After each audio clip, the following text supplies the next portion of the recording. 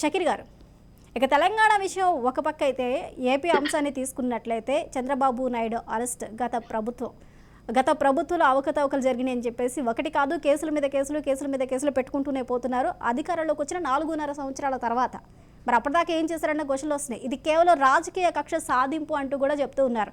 దీనికి మీరేమంటారు? కేసులు కావాలని పెట్టారా?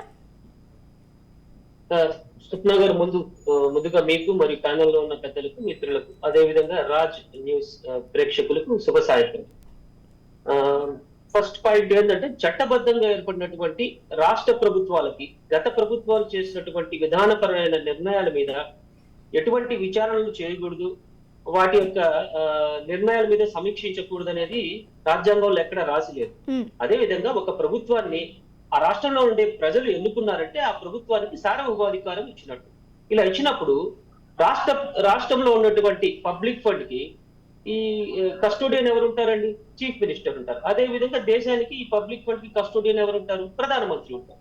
వీళ్ళ యొక్క అధికారాలు ఏంటి? గత ప్రభుత్వంలో జరిగినటువంటి ఏవైతే అవినీతి ఉందనుకుంటారో ఆ అవినీతిని కంపల్సరీ ప్రజల ముందుకు తీసుకుని వచ్చే బాధ్యత చీఫ్ మినిస్టర్ గారి మీద ఉంటుంది. దీనిలో ఎటువంటి తప్పు లేదనేది నా అభిప్రాయం. నిజంగా దీనిలో రాజకీయ కోణం ఉంటే మీరు చెప్పినట్టుగా, మీరు చెప్పినట్లు ఏదైనా కుంభకోణాలు కానీ అవకతవకలు కానీ అక్రమాలు జరిగితే గత ప్రభుత్వంలో జరిగిన వాటిని తెర మీదకు తీసుకురావడంలో ఎలాంటి తప్పు లేదు.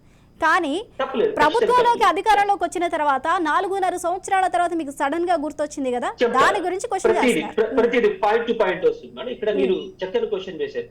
మేము 2019లో ఆంధ్ర రాష్ట్రంలో అధికారంలోకి వచ్చాం. మేము వచ్చిన తర్వాత 2020లో కరోనా వచ్చింది. 2021లో వైఎస్ఆర్ కాంగ్రెస్ పార్టీ యొక్క ఏదైతే ప్రభుత్వ యొక్క సబ్ కమిటీ మీటింగ్ ఒకటి వేసుకొని గత ప్రభుత్వంలో ఇసుక దోపిడీ కానివ్వండి, మద్యం దోపిడీ కానివ్వండి, లేకపోతే ఇన్నర్ రింగ్ రోడ్ కానివ్వండి, అమరావతి భూముల క్రయ విక్రయాలు కానివ్వండి, ఇలాంటి చాలా వాటిలో కుంభకోణాలు చేశారని చెప్పేసి మేము ఒక సిట్ని వేయటం జరిగింది. ఇది 2021లో 4.5 సంవత్సరాలు మేము అక్కడ ఆగలేదండి. సిట్ని వేయటం జరిగితే ఆ రోజు చంద్రబాబు నాయుడు టీం ఏం చేశారంటే కోర్టుకు వెళ్ళారు స్టే తెచ్చుకుంటారు. దాని తర్వాత సుప్రీంకోర్టులో గత ప్రభుత్వాలు చేసినటువంటి ఏవైతే అక్రమాలు వాటి మీద విచారణ చేయొచ్చు అని చెప్పేసి ఆదేశాలు వచ్చిన తర్వాత మేము సిట్ ద్వారా మేము ఎంక్వైరీ చేయడం జరిగింది. దానికి 4 సంవత్సరాల కాలం పట్టింది.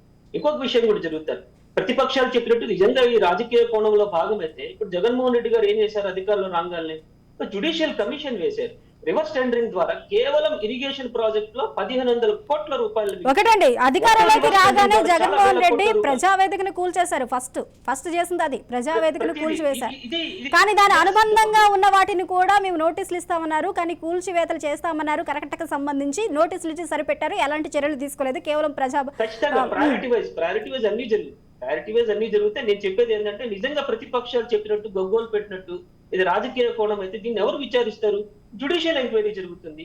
నిజంగా అది రాజకీయ కోణం అనుకోండి, ప్రజలు శిక్షిస్తారు. లేదు అవినీతి నిజంగా చేశారంటే కోర్టు శిక్షిస్తుంది. లేదు మీరు నిర్దోషులైతే కోర్టు నుంచి మీరు ఆ కేసు నుంచి రిలీవ్ అవ్వచ్చు, కాంపెన్సేషన్ పొందొచ్చు.